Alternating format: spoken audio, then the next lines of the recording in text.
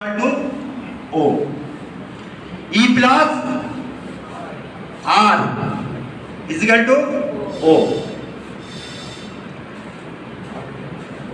E for event, ঘটনা। E for event মানে হচ্ছে ঘটনা আমাদের সঙ্গে সব সময় ঘটনা ঘটতে থাকে। আর পর হচ্ছে রেসপন্স, প্রতিক্রিয়া। সেই ঘটনার উপর আমরা কি আমাদের প্রতিক্রিয়া ব্যক্ত করব। ও ফর আউটকাম অর্থাৎ রেজাল্ট, তার উপর আমাদের রেজাল্ট ক্রিয়েট হবে। ঘটনা আমাদের সঙ্গে প্রতিদিনই ঘটতে থাকবে, সেই ঘটনার উপর আমরা কি রেসপন্স করব, আমরা কি প্রতিক্রিয়া দেবো, তার উপর ডিপেন্ড করবে আমাদের আউটকাম অর্থাৎ রেজাল্ট। এই রেজাল্টটা আমাদের বদলে যাবে। আমাকে অঙ্কের মাস্টার মশাই আমাকে কোনো একটা কথা বলেছে, আমি কি করি যে ওই মাস্টার মশাইয়ের কাছে আমি যাবই না। আমাকে ইংরেজি স্যার কিছু একটা বলেছে,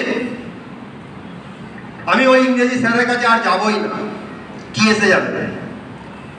অঙ্কের স্যারের কিছু এসে যাবে? ইংরেজি স্যারের কিছু এসে যাবে? কার এসে যাবে?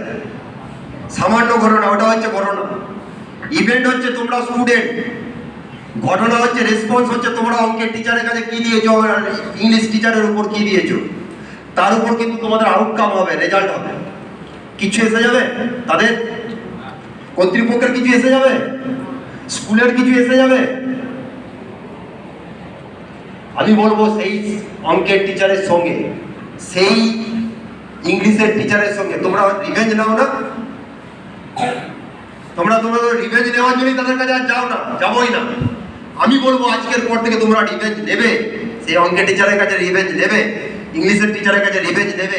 সেই রিভেঞ্জটা হচ্ছে আমার ভাষায় যে রিভেঞ্জ, সেই রিভেঞ্জটা নেওয়া শিখতে হবে, যাকে বলে sweet revenge. Sweet revenge, sweet revenge মানে জানো?